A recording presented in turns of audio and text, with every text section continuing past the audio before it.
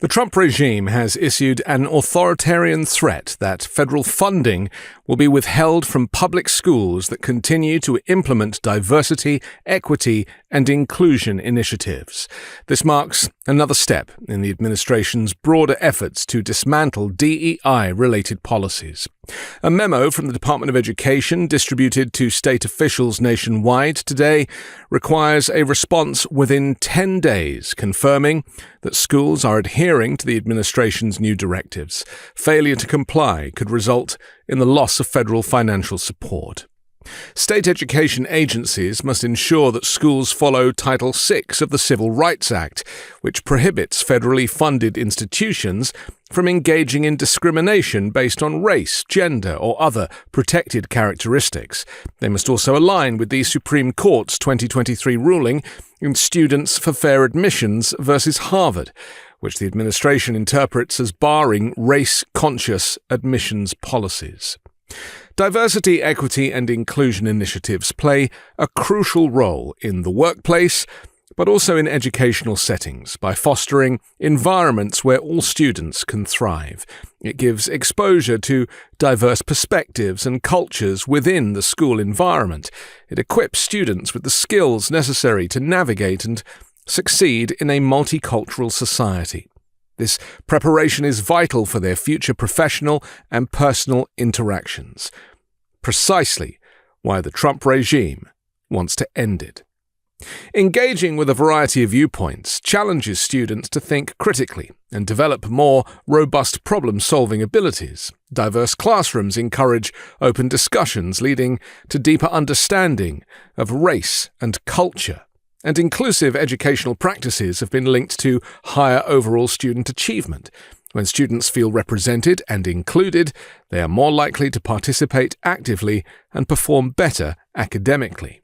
DEI initiatives work to identify and eliminate barriers that have historically marginalized certain student groups.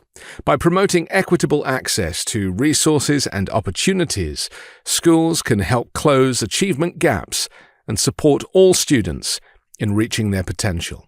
Trump's memo specifically targets Title I funding, which supports schools serving large numbers of low-income students.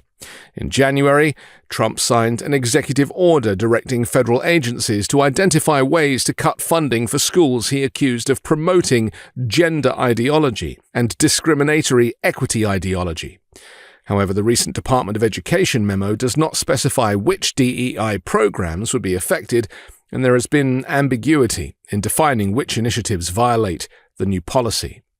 During her confirmation hearing in February, Education Secretary Linda McMahon was asked whether African American history courses would be impacted. She responded that she was unsure and would need to review the matter further. Last month, the administration took action against multiple colleges alleging they engaged in race exclusionary practices, excluding white people. Previously, schools and universities had been warned that they risked losing federal support if they used race-based preferences in admissions, scholarships, or student programs. In other news, researchers focused on LGBTQ+ health have recently faced widespread grant cancellations from the National Institutes of Health. More than 270 grants, amounting to at least $125 million in unspent funds, have been revoked, though the actual figure may be significantly higher. Many of these cancellations were vaguely justified as no longer aligning with NIH priorities. Some references were made to Trump regime executive orders, including those restricting recognition of transgender identities and banning DEI initiatives. Additionally, LGBTQ+ related research grants have been impacted by the administration's scrutiny of institutions such as Columbia University and the University of Pennsylvania, raising concerns about further cuts at Harvard. These changes have created turmoil among researchers dedicated to addressing health disparities affecting LGBTQ+ populations. Many face unemployment as the administration reduces funding for academic research. On Tuesday, mass layoffs at the Department of Health and Human Services also led to the termination of key programs at the Centers for Disease Control and Prevention, including initiatives tracking HIV among gay men. The administration also shut down a CDC lab that specialized in testing for drug-resistant sexually transmitted infections, such as syphilis, gonorrhea, and chlamydia, conditions particularly prevalent among gay men, according to an anonymous CDC official. On Wednesday, the NIH director said that the agency remains committed to research that benefits all Americans, but emphasized that funding priorities are shifting away from politicized DEI and gender ideology studies in accordance with the new regime's policies.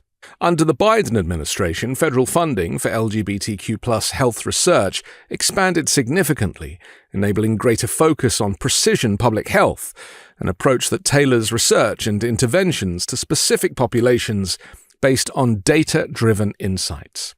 A major success of NIH-funded research was the recent discovery that taking the antibiotic doxycycline after sex significantly reduces STI rates among gay men and transgender women. However, $7.4 million in funding for 2 follow-up studies on the treatment's safety and effectiveness has now been rescinded. The Adolescent Medicine Trials Network, previously funded for a 7-year period with over $70 million, was terminated last month. This initiative had been dedicated to improving HIV prevention, diagnosis, and treatment for adolescents and young adults, particularly young gay men.